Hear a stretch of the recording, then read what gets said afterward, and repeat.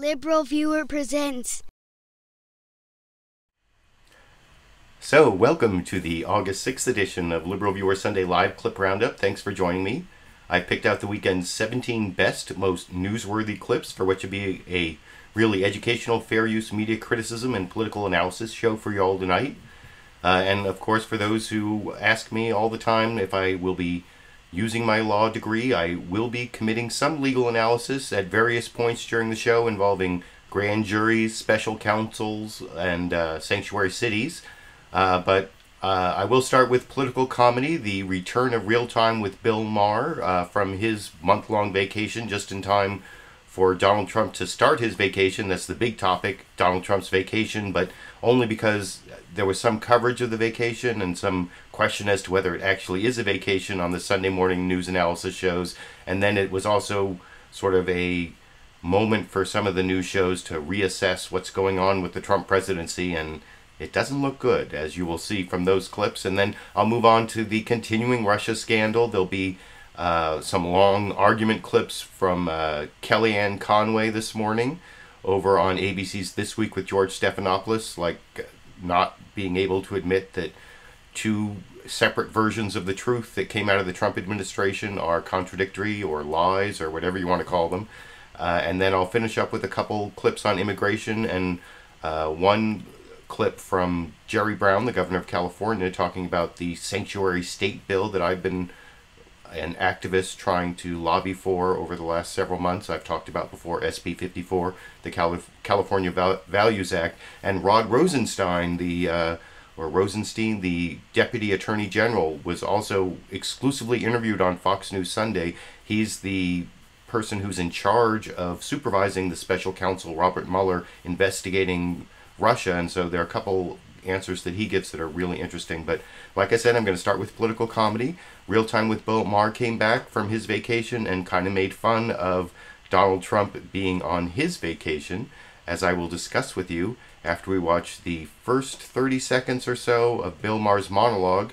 Oh, and by the way, you can find the whole monologue at a link down in the video description. I've also put a link down in the video description to my clip list of the 17 clips I'm using, so you can check those out. If you're watching as a recorded show, I'll put topic indexes, time indexes in there so you can click between the topics if you want. But here's the beginning of the first topic, Trump vacation, with the ridicule from Bill Maher of Trump going on vacation in this clip.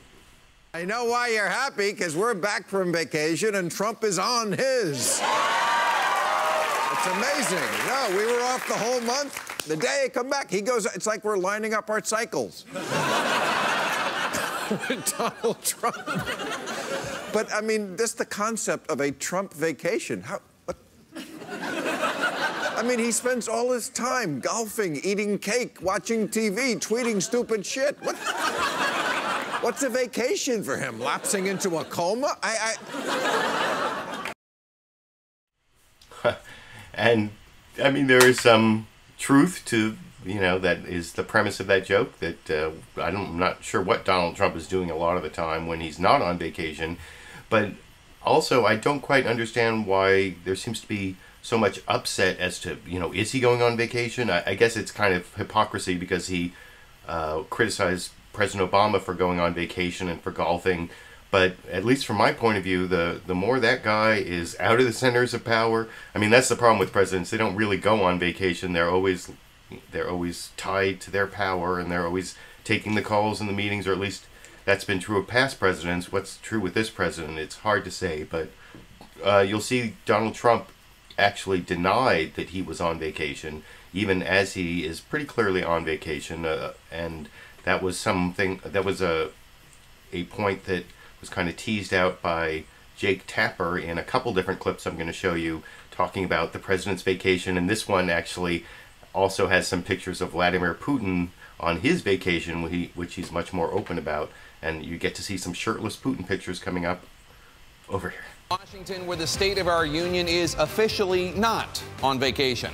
President Trump kicked off a 17-day break from the White House at his New Jersey golf estate this weekend, where yesterday he was spotted in full golf garb, rolling up on a golf cart to these wedding goers at the resort. But he took to Twitter to insist he is not maxing and relaxing, writing, Working in Bedminster, New Jersey, as long-planned construction is being done at the White House. This is not a vacation.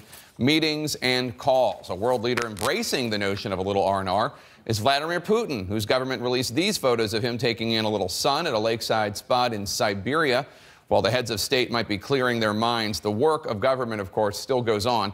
Just yesterday, Russia and China joined the U.S. and the rest of the UN Security Council in leveling $1 billion worth of new sanctions against North Korea.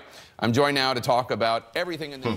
So, I don't know, did it seem like Jake Tapper there was saying that Donald Trump was being truthful when he said he was not on vacation? Or, I don't know, it wasn't quite completely clear in that clip. Then maybe it will be clear in this next 30-second clip, also from CNN State of the Union with Jake Tapper this morning on the subject of Donald Trump's vacation over here.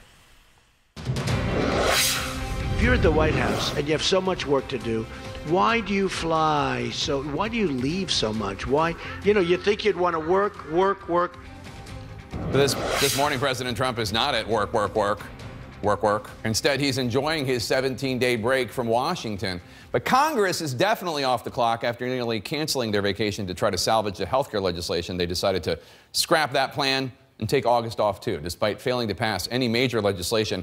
Joining me now, And so you can see that's sort of a comparison between the actual vacation of Congress and the possible vacation of Donald Trump. And what was that? Work.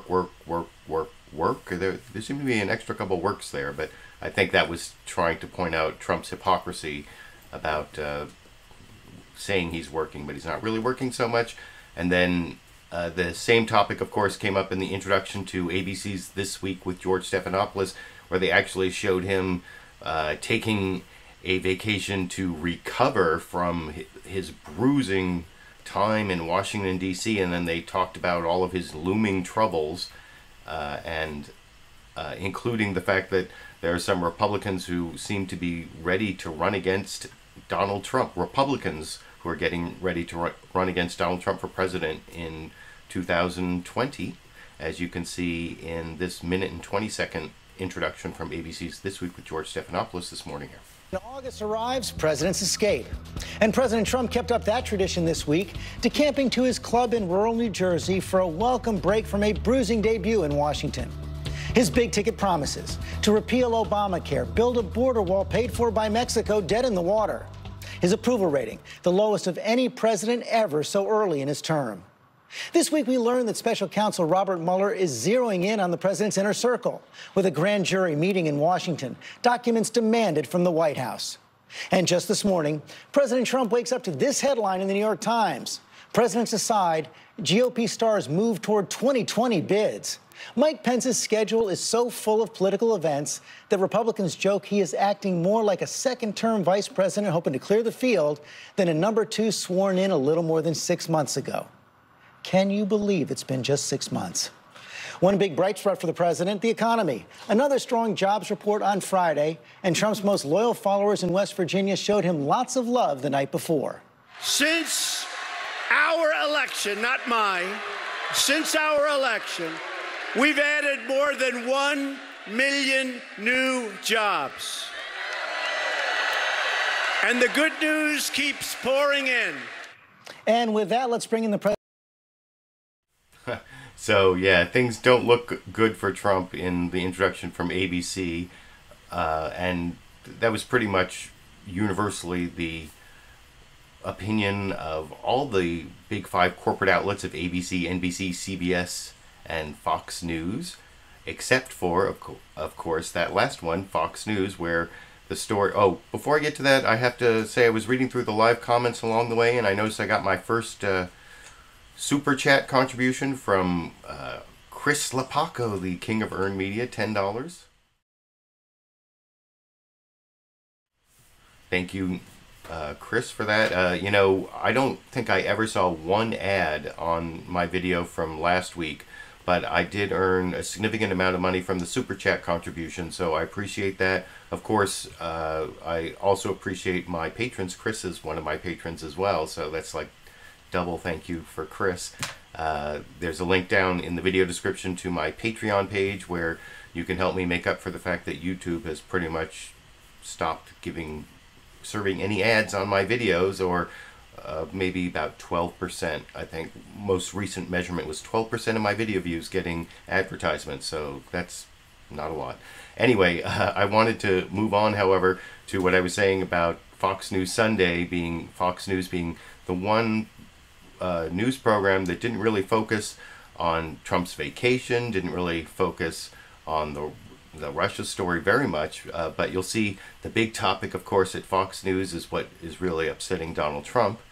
Leaks. Leaks is the big story, and here you can see the 2-minute introduction from... Wait, no. I'm not up to that one. This is the 33-second introduction from Chris Wallace on Fox News Sunday this morning, all about the leaks. From Fox News in Washington. If you still had any doubt how serious the leaks problem is, all you had to do this week was open your newspaper or turn on your television and see transcripts of President Trump's conversations with world leaders. And this comes, as we learned, again through leaks, Robert Mueller is taking his Russia investigation to a grand jury. On Friday, Attorney General Sessions announced measures to try to stop leaks he says endanger American security. Joining me now for his first Sunday show interview is... Oh, and that is... I'm going to show clips later of Rod Rosenstein, the Deputy Attorney General, multiple clips. That was the exclusive interview on Fox News Sunday. But before I get to that's on the Russia story and some more Trump clips, or before I get to the newsmaker clips, I want to show one more news introduction. This is how NBC's Meet the Press covered sort of the same thing, and from, I don't know, this is sort of a more whimsical, philosophical approach from NBC, I guess, where they didn't really touch on the vacation that much. They talked about how there are all these problems in the Trump presidency, but they're the problems we keep seeing over and over again. It seems like it's the same old, but then they put it in the context of like the destruction of the Republican Party and the death of conservatism, and I'll show you that introductory clip, and then there's sort of an extension of that in this interview with Senator Jeff Flake, who is doing his Conscience of a Conservative book like Barry Goldwater did, and he's also the senator from Arizona like Barry Goldwater was, and so he's kind of attacking Donald Trump and conservatives for not attacking Donald Trump more. And well, first I'll show the introduction about how NBC's Meet the Press covered it seems to be the same old Trump problems all over again, and their sort of philosophical approach to Trump this week. Over here. Extraordinary about this week was how ordinary it was. The Russia investigation heated up again. There was a shakeup in the White House again. Congress couldn't get anything done again. There was talk of reviving the Republican health care rewrite again. Still, two things stood out to us. One was that President Trump's approval rating hit 33% in the latest Quinnipiac poll, his lowest number yet in that poll. And the rapturous welcome the president received in West Virginia when he attacked the investigation and the news media. The Russia story is a total fabrication. It's just an excuse for the greatest loss in the history of American politics. It just makes them feel better when they have nothing else to talk about. This is where we are. Our politics is broken. There are a lot of suspects, too much money, gerrymandering, our growing cultural divide.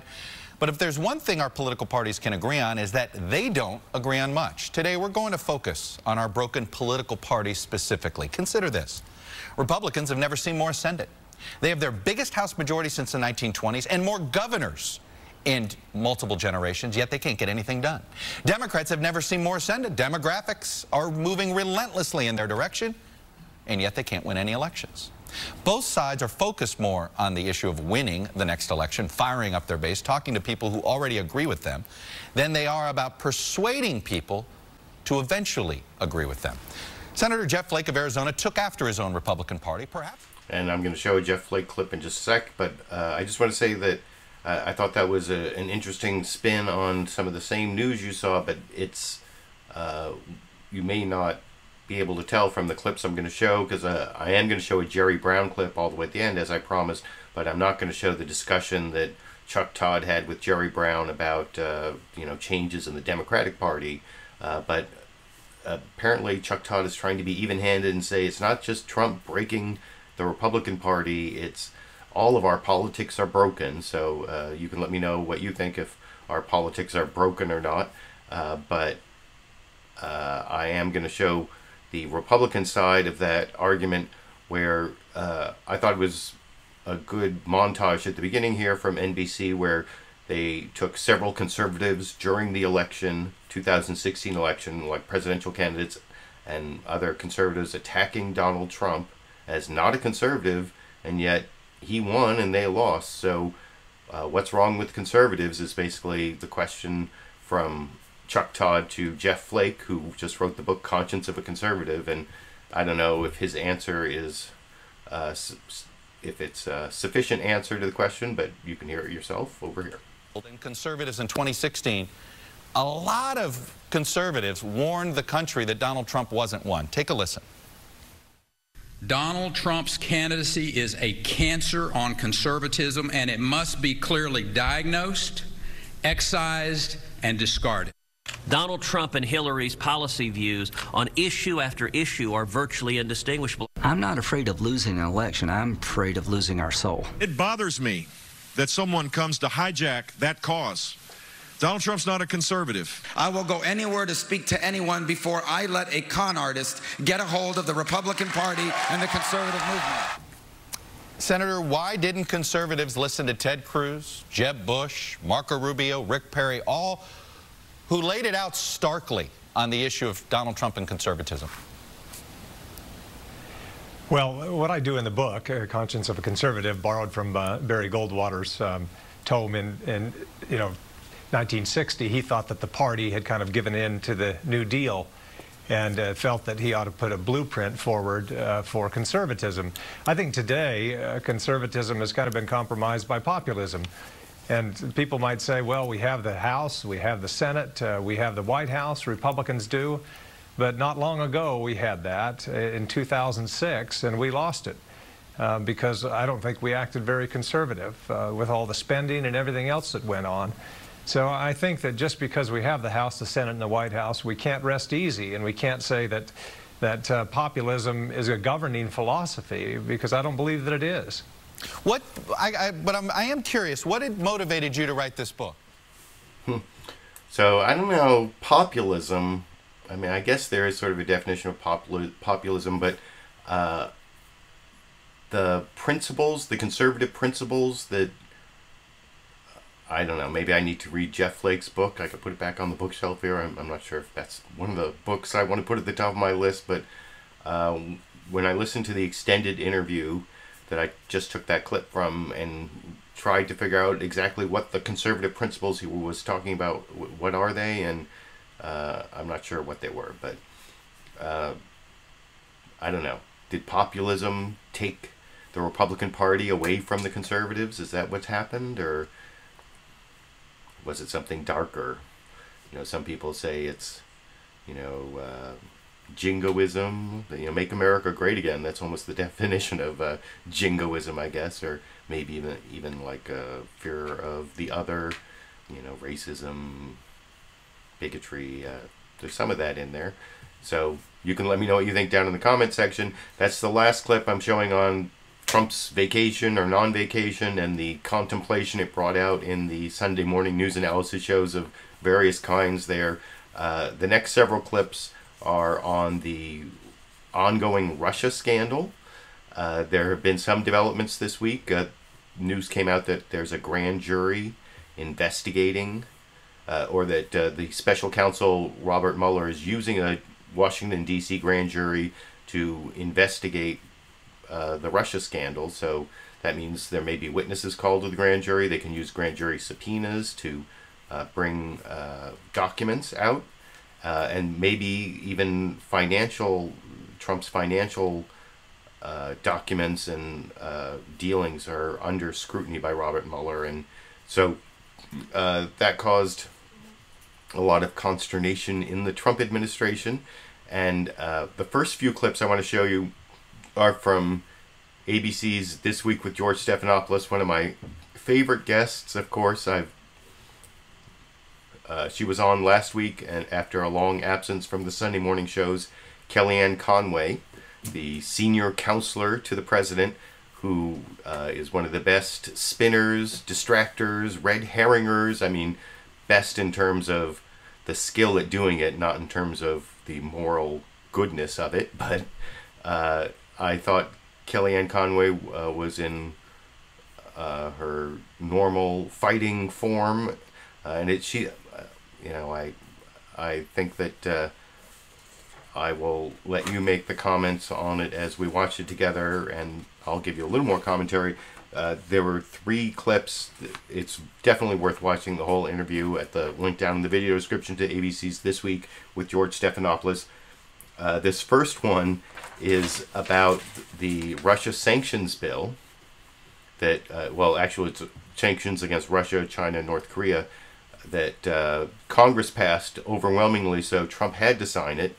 And then he put out this tweet saying that the U.S.-Russian relations are at an all-time low, and blamed Congress for that, which seems blaming Congress instead of Russia, which is the point that George Stephanopoulos makes with Kellyanne Conway. And she can't even, as usual, she refuses to accept the premise. She goes all off in all sorts of directions, as I will discuss with you after we watch that clip together over here. Insists that he's going to keep up that tradition, including this one on Thursday, where he said, our relationship with Russia is at an all-time and very dangerous low. You can thank Congress, the same people that can't even give us health care. How is Congress responsible for relations with Russia being at an all-time low, and who is he talking about? That tweet was likely in reference to the sanctions package that the president signed, because it's a good step forward, but that he's also been critical.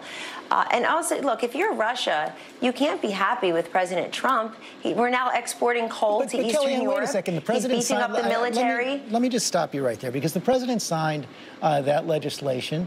There's been widespread pushback from members of Congress, including Republicans like Senator John McCain and others, who say Russia is responsible. Russia, with its actions in Ukraine, Russia, its actions with interfering in our election, Russia's the one responsible for relations being at an all-time low, but the president blames Congress.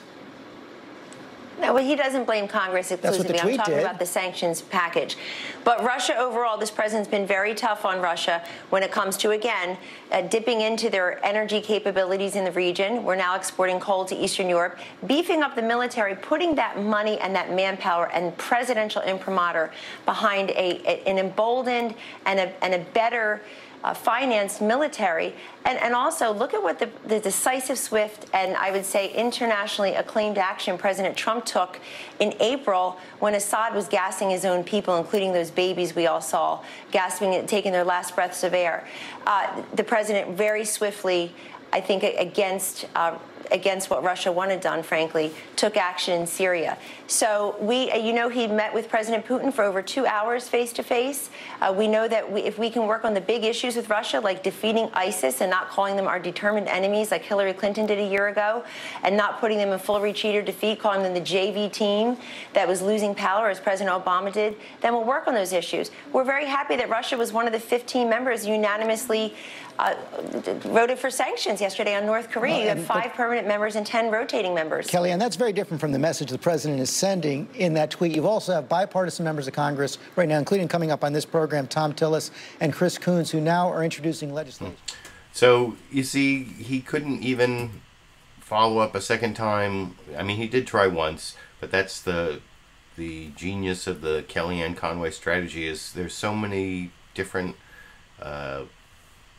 counter or distracting arguments thrown in there that by the time you get to the end of that clip, is it that George Stephanopoulos, well, he's either forgotten or maybe he's just given up on the idea that he's going to get an answer or get Kellyanne Conway to even admit that Trump blamed Congress. Do you see? She said he didn't blame Congress, even though he obviously it's like it's in writing, it's in his tweet. He blamed Congress, but you heard Kellyanne Conway say no, he didn't blame Congress. And if you thought that was bad, this is almost 4 minutes long. This next clip, and George Stephanopoulos starts off with 2 clips. I noticed this myself last week. I almost made a video about this where Jay Sekulow, back on my show, or back on clips I showed on my show, he did like the full Ginsburg and went on all 5 of the Sunday morning news analysis shows, and he said various versions of a denial that Donald Trump was involved in creating the statement that Donald Trump Jr. gave that turned out to be totally inaccurate about his June 2006 meeting with Jared Kushner, Paul Manafort, and 3, 4, 5 Russians. I can't even remember how many Russians there turned out to be at that meeting, but I think it was maybe 5. Anyway, so there was an initial statement that apparently Trump drafted, dictated, approved, or in some way had a lot of input into. And Jay Sekulow a couple weeks ago went on the Sunday morning news analysis shows and said, no, it sounded almost like maybe he approved it, but he didn't dictate it, he didn't draft it. And then this week, of course, Sarah Huckabee Sanders, out for the press as press secretary, came out and said, he helped out with the limited information he had, as any good father would do, or as any father would do. So they're admitting it and now blaming it on Trump being a father, I guess. But you'll see Kellyanne Conway will not admit there's any contradiction, that there's any lie, that there's any conflict at all between these stories, as I will discuss with you after we watch almost 4 minutes of the back and forth. George Stephanopoulos does a valiant job, but never gets her to admit to it, and by the end he's gotten kind of distracted again. I think you'll see in this clip.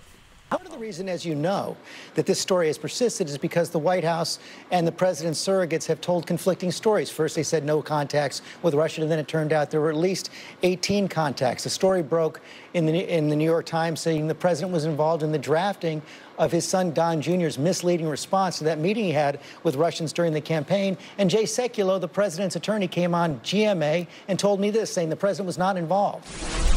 The president didn't sign off on anything. The president wasn't involved in that. Well, the New York Times says that he was involved in it, that several people on the plane were involved in it as well. So you're disputing That's incorrect. That account from the New York Times. Yes.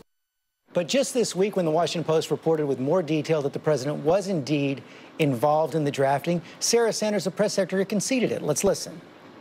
The president weighed in as any father would based on the limited information that he had. This is all discussion, frankly, of no consequence. 2 very different answers in the space of 2 weeks there, Kellyanne. The most important thing that Press Secretary Sarah Sanders said there, which is completely true, is that there's no consequence to any of these meetings. The president weighed in as a father. He did not dictate the statement. But first, the White House and the president's lawyers said he wasn't involved at all. They didn't tell the truth. George, I know there's this whole thing about where everybody wants to take this tack. Telling the truth. Let's talk about, let's talk about telling the truth. Let's talk about a president looking Americans in the eye who are still suffering 8 years later, who were lied to. If you like your plan, you can keep your plan. If you like your doctor, you can keep your doctor. Benghazi happened because of a video. Go tell the families of those 4 innocent Kellyanne, Americans you're simply who were changing the subject right here. That lie mattered. Hold on a second. No, that is the subject. Let's talk about credibility that impacts Obama people. And Hillary Clinton. Right there, I said those were big lies. Directly different responses within 2 weeks. How do you explain that? Can the president and his team get control of that and be open and truthful about the Russia investigation? George, the president has said the entire investigation is fabricated, that this is a conclusion in search of evidence. They've come up with nothing. We've been doing this for almost about a year now. And what is there to show for it?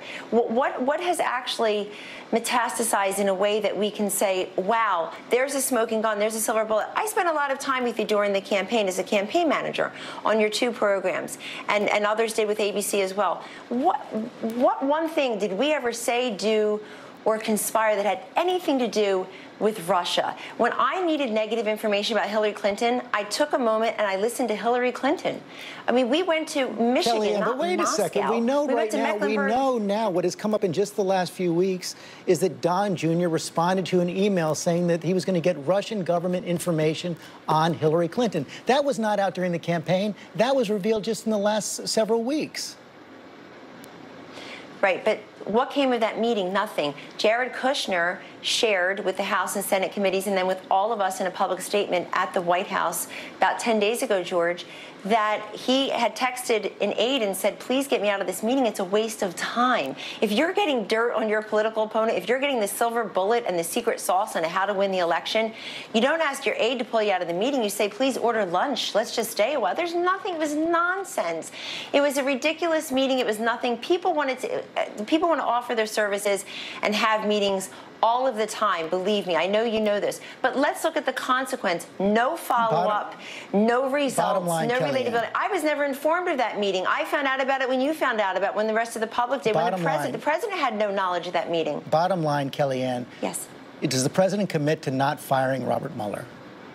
So there, once again, George Stephanopoulos has given up on getting Kellyanne Conway to admit that there was dishonesty, lies, contradictions between those different statements. No, it's Obama. Obama's the liar. It's Benghazi. Benghazi. We should be really talking about Benghazi, not about Donald Trump Jr. meeting with these 5 Russians and having the president create a dishonest statement about it when he was flying back from Europe. That's not really the news we should be talking about. Benghazi. Benghazi. Anyway, that was I thought Kellyanne Conway's best performance of all the clips. But if you recall, when she was on last week, I used her for the comedy section. She had this joke that, we were promised Watergate and all we got, we haven't even gotten water polo or a watermelon or, and I thought that was what she was going to say in this one clip here, but actually she has sort of a different thing. And it seems sort of a straw man argument, as I will explain after we watch this final Kellyanne Conway clip. This one's mercifully shorter, 82 seconds long, over here. Continue to cooperate and comply. And Ty Cobb said something that reflects the thinking of all of us, including the president.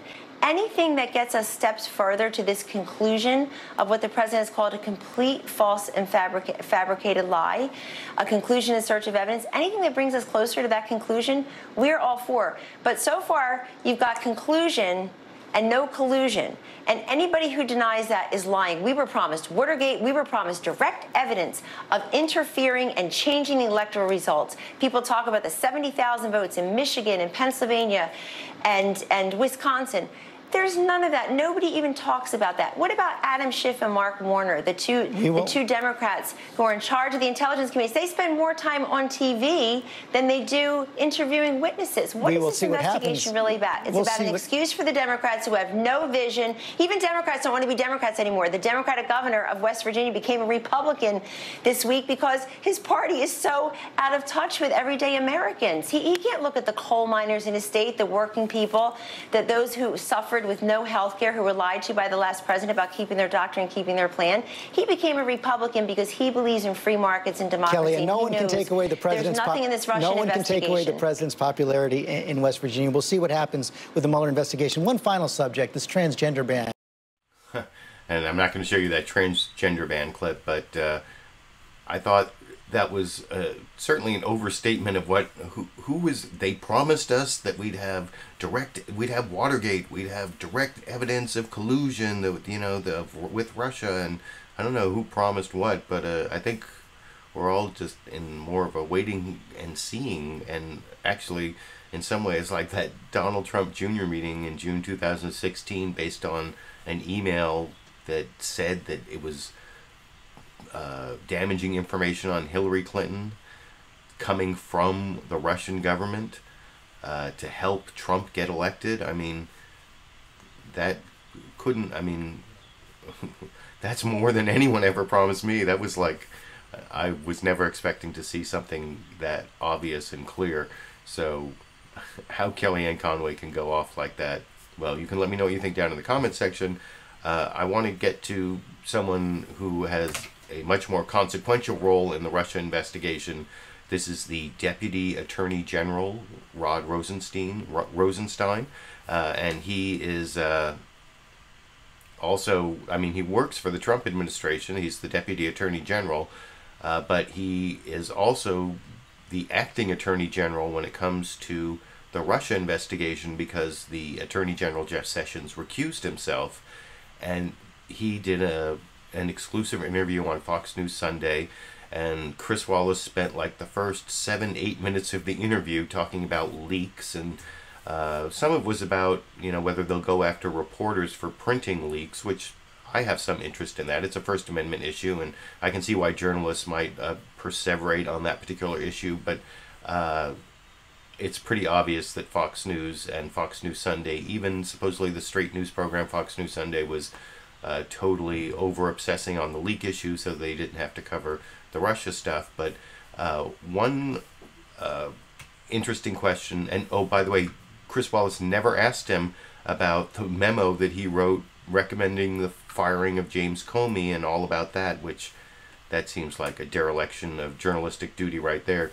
But he did ask him about the scope of Robert Mueller's investigation and what happens if he finds, if during the investigation he finds crimes that aren't directly related to Russia.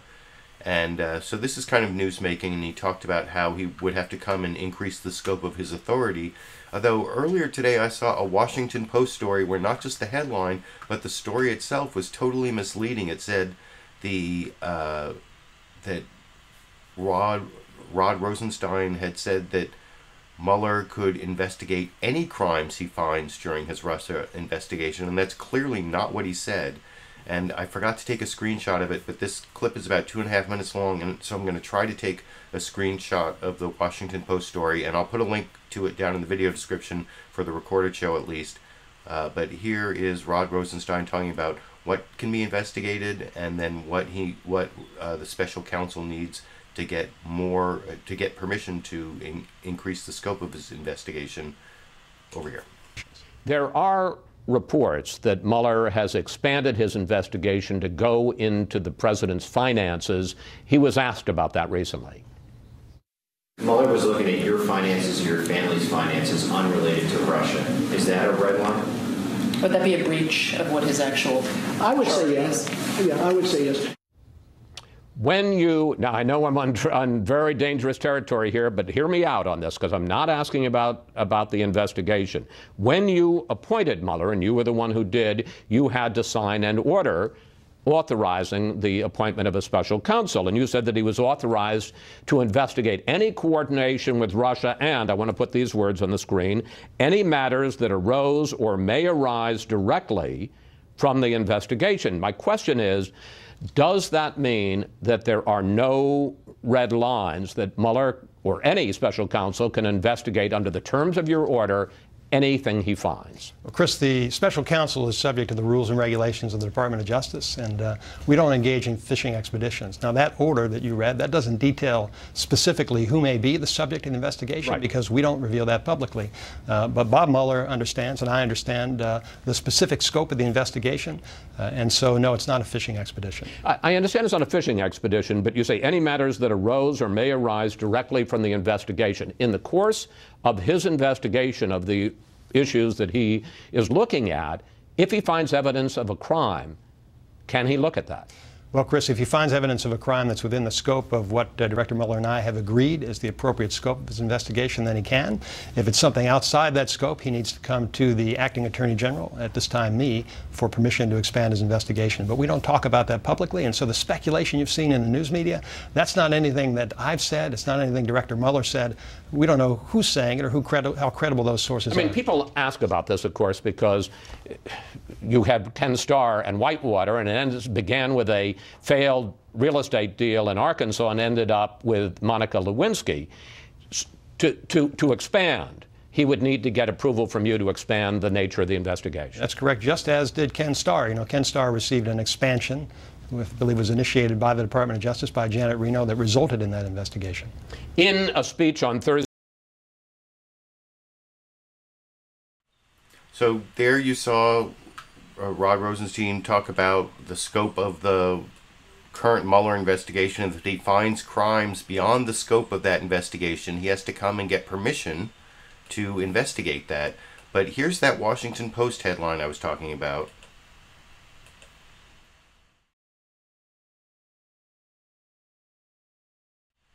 Mueller can investigate any crimes, and if you, I'll put a link down in the video description for the recorded show to that article, and even if you read the whole article, it never clears it up and says, what you just saw him say, that if he finds crimes that are beyond the scope of the investigation that they've agreed on, and apparently Robert Mueller and Rod Rosenstein have an agreement as to the scope of the investigation, if he finds crimes that are beyond that scope, he has to come and ask for permission, like apparently Ken Starr did to get from Whitewater to Monica Lewinsky. But I thought that was not just an interesting answer, but I don't know why. I mean, is that fake news from the Washington Post? I actually tend to think the Washington Post is a good, accurate newspaper normally, but not. And that headline is a false. It's a false depiction of the clip that you and I just watched together, wouldn't you say? Anyway, you can let me know what you think down in the comment section. The next clip I wanted to show has to do with the special counsel as well, Robert Mueller. There's this move in Congress to pass a law that would make it more difficult to fire the special counsel. It used to be that there was this independent counsel law where all the way through the 90s, where there was a process that through a law that Congress passed where a 3-judge panel would appoint an independent counsel if they found that there was some sort of conflict. But that was considered by Republicans and Democrats to be a problem, and so they didn't renew the law. And now it's up to the Attorney General, or in this case the acting Attorney General, Deputy Attorney General Rod Rosenstein, to appoint a special counsel, not an independent prosecutor. But here's Thom Tillis describing the law that he wants to pass to make it a little harder to fire the special counsel Robert Mueller over in this clip. Robert Mueller's investigation heats up. There's a move by senators from both parties to protect the special counsel from being fired. Our next guest, Republican Senator Thom Tillis, co-sponsored a bill this week to do just that. Senator, why did you introduce the legislation and how would it work?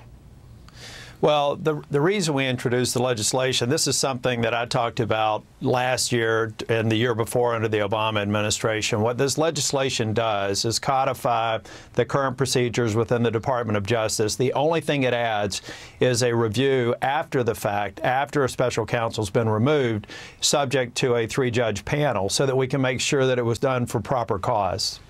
Your co-sponsor, Democratic Senator Chris Coons, said that the reason that this bill was introduced, and it's up on the screen, to expressly designed to restrain the president's power to act in an abrupt and inappropriate way. Now, you say you'd been thinking about this for years, but there seems to be some belief, and it certainly is backed up by what Senator Coons said, concern about this president and his reaction, very negative reaction, to Special Counsel Robert Mueller's investigation.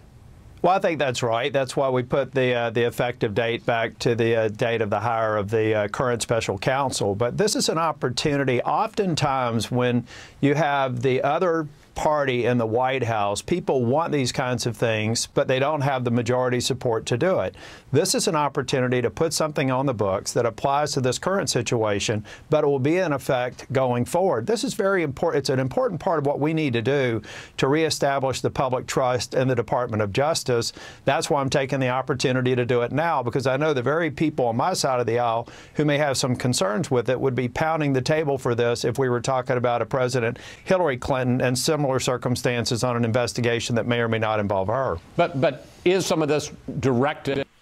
So that is the supposed bipartisan move to create this law that, not like the independent counsel law where a 3-judge panel actually decides if there's a conflict of interest in the executive branch and then appoints an independent counsel. That's the old law that expired. This would actually, it's still the special counsel has to be appointed by the president, but before the president or the attorney general or the administration can fire the special counsel, it has to go to a 3-judge panel and see if there's cause for the firing. It has to be for some sort of misbehavior or just not for out of the whim or abrupt action of the president or his dislike of how the Russia investigation is being handled. But I'm kind of skeptical if even that less robust law than the old independent counsel law can pass. And one reason is, if you see this is a clip from CBS's Face the Nation Senator Thom Cotton. He's talking about various ways that Congress has tried to constrain President Trump. Republicans in Congress, they've done a few things. There's the sanctions bill they've let pass, or overwhelmingly passed. There's the decision not to go into a technical recess, so there can't be recess appointments. You'll see John Dickerson mentions. And then there's this whole idea of making it harder to fire the special counsel. And Thom Cotton is actually in favor of the first two, but the third one he's not there yet. So that makes me think that maybe there aren't going to be enough votes. Although I agree partly with his concerns, but not completely, for reasons I will discuss with you after we watch that clip together here. The campaign talked about Congress's role in overseeing the president. I wanted to get your thoughts about three things that Congress did before everybody left town. First, there was the vote on sanctions, which the president did not like with respect to Russia. Also in the Senate, you took measures to make sure there were no recess appointments. And finally, there are a couple of bipartisan efforts to make sure that the president can't fire the special counsel. What do you make of all of those actions with respect to, it seems to be Congress is trying to constrain the president? Well, those are all very different kinds of actions. On the sanctions legislation, I supported that legislation because Russia and China are adversaries, and North Korea is racing towards having a nuclear-armed missile that can strike the United States. The recess appointment issue is something that goes back to the Obama administration. I can tell you, as a junior senator, I signed a sign-up roster early this year that was choosing when I was going to be in Washington, D.C. during a recess to preside over a short session of the Senate to ensure that there wasn't a recess appointment. That's simply Congress taking its responsibility seriously to provide advice and consent to all nominations. We did it under the Obama administration. It's happening under the Trump administration as well. Finally, on those two pieces of legislation, I don't see them going very far. The independent counsel statute in the 1970s and 80s and 90s was a disaster. We have an executive branch in which the power of all the departments and all the agencies reports to the single elected member of the president. So those are all very different kinds of actions, but Congress is a co-equal branch of government, and in my opinion, for decades, Congress has ceded too much authority to the executive branch, and we should exercise our constitutional responsibilities seriously and with vigor. All right, Senator, we're going to have to leave it there. Thanks so much for being here. So that was Senator Thom Cotton explaining why he will not support the Tillis-Coons bill to make it harder to fire the special counsel. And the problem with his analysis, I mean, I kind of agree that as a former criminal defense attorney, I am as worried as anyone about an out-of-control prosecutor. And in the Clinton administration with Ken Starr, you could definitely see how a prosecutor who, has only one job to prosecute this one person, he's going to keep looking and looking until he finds, a reason for his own existence.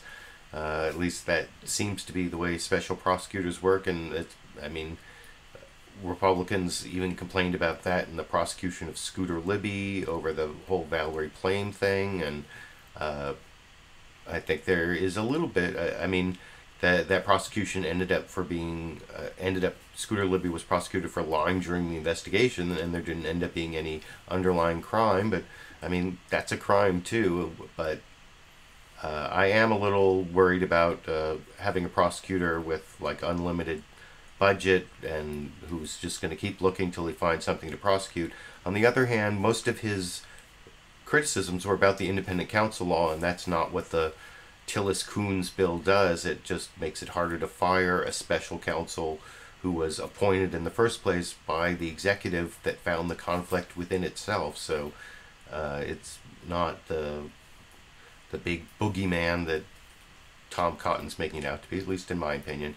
Anyway, before I leave the topic of the Russia investigation, I want to show a good Democrat explaining why it seems that the latest news shows that we're closer to the beginning than the end of this whole thing, and that there is an increasing evidence that there will be, there's a grand jury investigating. And I saw Chris Christie in a clip I'm not going to show, and in this question to Adam Schiff on CNN State of the Union, you'll see Jake Tapper mentions what Chris Christie said, that you know, grand jury is just a tool. It just means he's investigating. And I heard several Republicans say that, and I mean, that's true. The fact that the grand jury is investigating something doesn't mean that it won't result in indictments. That's pretty much up to the prosecutor, because the prosecutor runs the grand jury. This is something that I've talked about several times over the years, having to do with police shootings, how if the prosecutor doesn't want the grand jury to indict,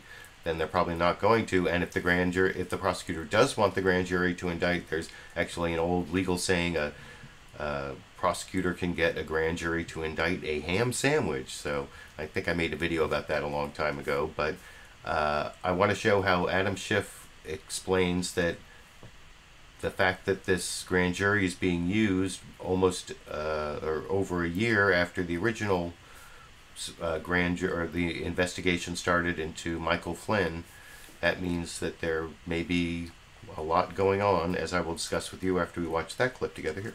The Wall Street Journal broke the news this week that Bob Mueller has been using a grand jury here in Washington, D.C. to investigate Russia's interference in the U.S. election, possible collusion. You just heard Chris Christie, a former prosecutor, say that the coverage was too breathless. You're a former federal prosecutor as well. What does this development tell you about the status of the investigation?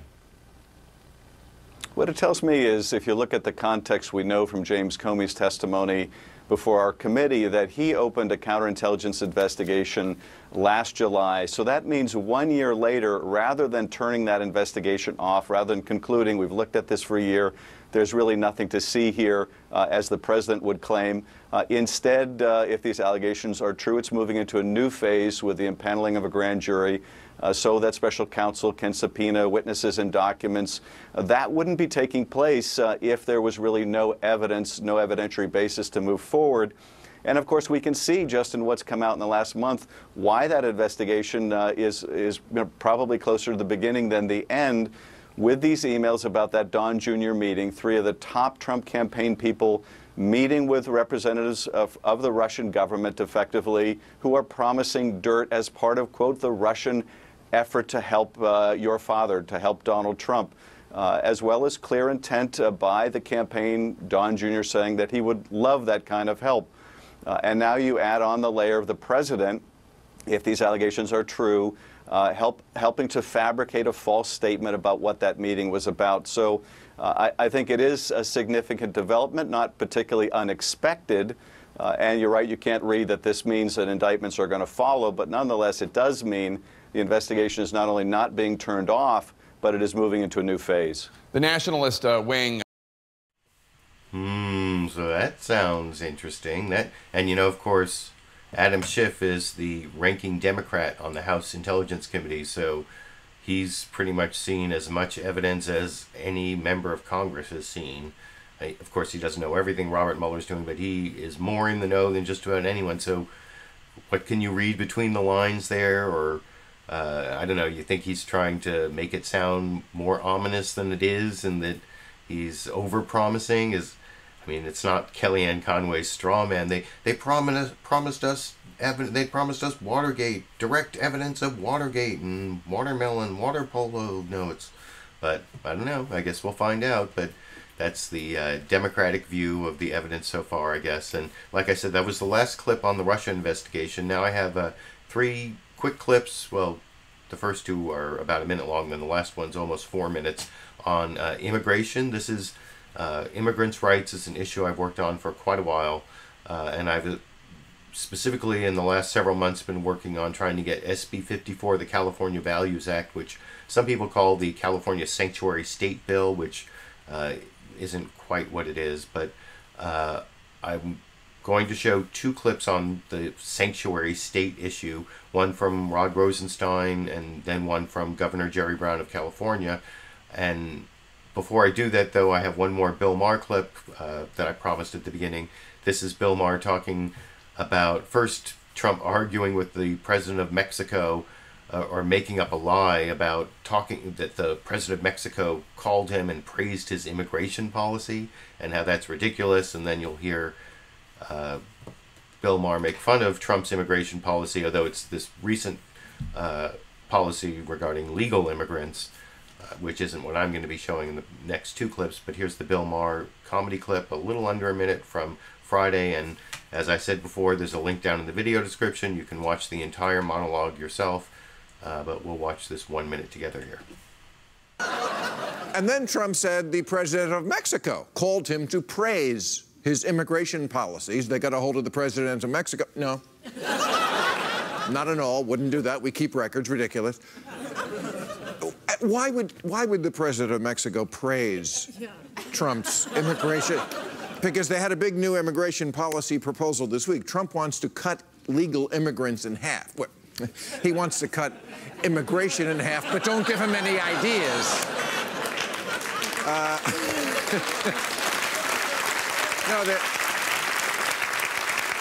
they want to change the policy to bring in immigrants only with skills that America needs. You know, engineers, doctors, Slavic lingerie models. I knew as soon as Bill Maher said only immigrants with skills. I didn't know it was going to be Slavic lingerie, but I knew the word models was going to be in the punchline. I don't think that was prescience on my part. I think we all kind of saw that joke coming up Fifth Avenue, as David Letterman used to say. But I like that cutting immigrants in half joke. That don't give them any ideas. I don't know. I miss Game of Thrones preparing this show. If you're wondering why the show was so late, by the way, I mentioned last week I spent about half the day driving up from Southern California, and then I spent the rest of the day working on this show. Some of the shows I actually watched on my phone while I was a passenger driving up. But anyway, I thought that those jokes were worth showing from Bill Maher, but now I'm going to discuss a couple serious issues about sanctuary cities and sanctuary states. And this first clip is Chris Wallace talking to Rod Rosenstein, the Deputy Attorney General, and this is where I really see him as a member of the Trump administration, where he's really dishonest about what are called immigration detainers. I've talked about this before, where they're talking about cutting off money to sanctuary cities, and the reason that Rod Rosenstein gives is that they aren't honoring immigration detainers, but immigration detainers violate the Fourth Amendment to the United States Constitution. Here, so I've got the Constitution right here that says that if the government's going to hold you, they have to have a warrant based on probable cause signed by a judge. And an immigration detainer is just like a letter from the Immigration and Customs Enforcement saying, could you please hold this person up to 48 hours because we asked? Not probable cause that a crime has been committed, signed by a judge, which is... So if you hold someone based on one of those immigration detainers, there's even this case out of Oregon, a federal case, I think it's Clackamas County versus Miranda Olivares versus Clackamas County, or it could be the other way around. And the federal court held that it was a violation of the Fourth Amendment, and a jail could be held liable for following one of these immigration detainers. But so that is the background you need to know when listening to the very dishonest answer of Rod Rosenstein talking to Chris Wallace about sanctuary cities here. Other quick questions on other issues. Let's turn to the department's crackdown on illegal immigration. The Attorney General sent a letter this week to 4 cities struggling with gun violence, warning they won't be eligible for federal money to fight drug trafficking and gang crime unless they cooperate with immigration officials. How do you respond to critics who say the solution here, which is to cut off federal funding to these cities that have a real crime problem, is worse than the problem? Chris, the challenge that the Attorney General is addressing there is that cities that release criminal aliens put everybody at risk. They put citizens at risk, and we've seen that most recently in this horrible case in Oregon where we had an illegal alien who was subject to a detainer that was ignored by local authorities, who released him, and he committed a violent crime. And that's not the only thing, Chris. We put law enforcement officers at risk because when somebody is already in jail and they're subject to a deportation order, if the local authorities ignore that order, put them back out on the street, that means that our federal agents need to go out and track them down, and that puts them at risk. And that's the kind of danger the Attorney General is seeking to address. Finally, the Attorney General has... So it's all about danger. Danger. Sanctuary cities is about danger. And unfortunately, you'll hear something similar from Jerry Brown in a minute, but you hear him say that They didn't hold on to someone who was subject to a detainer. Now, an immigration detainer, like I said before I showed the clip, that's just a letter from the Immigration Customs and some like bureaucrat in an office saying, could you hold on to this guy for us, please? But you can't hold someone in jail because someone in the federal government sent you a letter. Read the Constitution of the United States. Read the Fourth Amendment.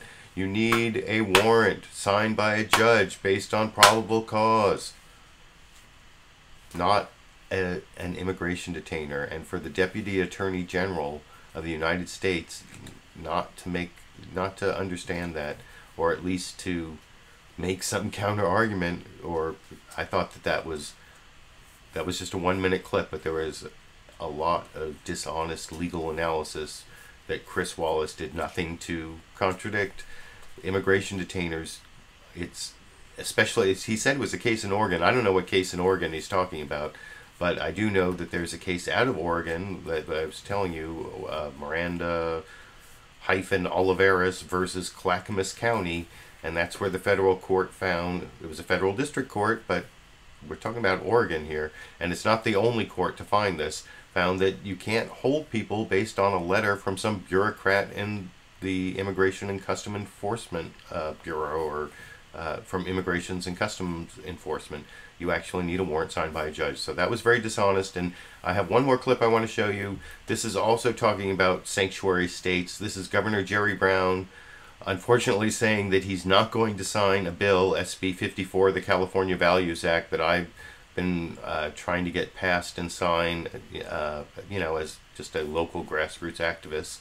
I've lobbied my member of the California Assembly in person twice, and a member of his staff once, so I've spent many hours working on this bill in the last several months, and apparently my governor's not going to sign it unless it has changes, and he also discusses what a sanctuary state is, and after we watch it together, I'll give you some final commentary before I end the show. By the way, I saw a super chat contribution along the way from Sexy Bob, one of my new subscribers, $5, thanking me for bringing this resource to you, picking out all these clips, the best clips, and giving you my commentary. So thanks for that super chat contribution. It definitely makes up for the lack of ads I'm getting from YouTube since the beginning of April. And on that note, I will show you my governor, Jerry Brown, California Uber All. It makes me think of the Dead Kennedy song, California Uber Alles. He didn't deny he would run for president, but I still don't think we're going to see President Jerry Brown like in the California Uber Alles song. But here's Jerry Brown talking about sanctuary cities, sanctuary states, and a bill I've been working on to try to get passed, which I will discuss with you after we watch together. There's a bill that's moving through the state legislature that would declare California a sanctuary state. You've not indicated whether you're going to be fully supportive of this just yet. Are you? Could you be? And where are you on this idea of suing the federal government over funds that they may withhold if they declare a city a sanctuary city? Yeah. First of all, that bill does not declare California a sanctuary state, number one. Number two, it's still going through the process. We're looking at very carefully. We're having discussions with the author. There are some changes that I think would be very important. Why don't you believe it isn't fair to call that that it declares California? Explain why that you don't like that phrase. Well, as a former seminarian, I have a very clear image of the sanctuary. It's in a church. It conjures up medieval sanctuary places, and it says more than a specific set of legislative requirements, which the goal here is to block and not to collaborate with abuse of federal power. That's the goal. And we want to be very understanding of people who have come to our state, have worked in our economy, often for decades, serving the need, picking our food, working in our restaurants, working in high-tech industries. The whole range of what constitutes the life of California has been contributed to by many of these immigrants that are not documented. And we want to make sure we help them to the extent that the law of California California can coexist with the law of the United States. So it is a balancing act. It does require some sensitivity, and that's why I take a more nuanced and careful approach to dealing with what is a difficult problem, because you do have people who are not here legally, they've committed crimes, they have no business in the United States in the manner in which they've come and conducted themselves subsequently. Secondly, as far as the lawsuit, that's something that our independent Attorney General can decide, but it might just be very helpful to get into court and resolve this in a judicial form rather than in the rhetoric of politicians talking past one another. Well, I guess, you know, some would respond and just say, well, if you don't like the way the law is, why don't we change the law rather than have a debate about how to enforce the law if there's ambiguity in there? Well, wait a minute. If the law is ambiguous, we can often clarify it by litigation. This is perhaps a rather small test because the money at stake is not very much. And if there is this different view, and there's plenty of different views, by the way, on the environment, not just immigration, on health care, on a whole variety of topics. The current administration under Mr. Trump is going way, way over the deep end. So I think appropriate court challenges. By the way, the Republicans were bringing court challenges by the carload against Obama on the environment, on health care, and all the rest. So I think a few judicious forums to resolve these dispute between the federal government and California, I think could be very helpful for the whole country and in a dispassionate way, because this back and forth by politicians, it doesn't really clarify some of the difficulties of the paramount law of the federal government colliding with the sovereign law of the 50 states.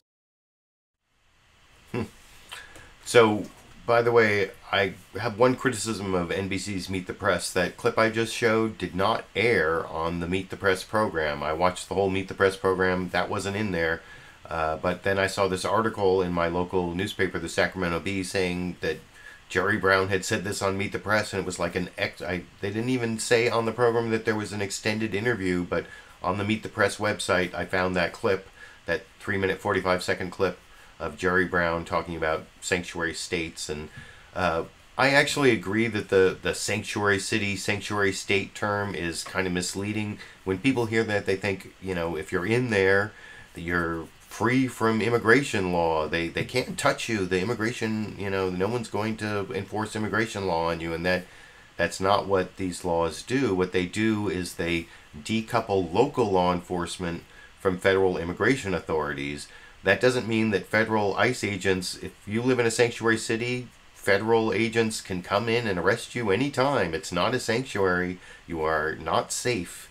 It just means that when you run into your local sheriff or your local police officer, that they're not going to ask about your immigration status.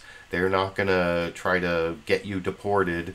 That's not their job. And that actually makes us all more safe, because it means that people who are undocumented, who are victims of crimes or who are witnesses to crimes, they feel safe talking to the police and reporting those crimes that they have been victimized by or witnessed. And that, you know, we want people to have that contact with the local law enforcement on local crimes. That makes it easier to solve those local crimes so that we're all more safe. And that's why there are a lot of good studies showing that sanctuary cities are actually safer and not more dangerous, like Rod Rosenstein was trying to say. And I thought, while I agree with Jerry Brown that the sanctuary city, sanctuary state term is kind of misleading, I disagree with him when he tries to say that, you know, the problem with SB 54, with the latest bill, is that it doesn't carve out the bad immigrants enough, you know, the good immigrants and the bad immigrants. And I think that's really like a false dichotomy. I mean, they're good and bad in everybody, and everybody has different shades of that. But the real problem with what people want to do in terms of not accepting the sanctuary state bills is that, you know, they're saying they don't punish immigrants enough for having criminal convictions.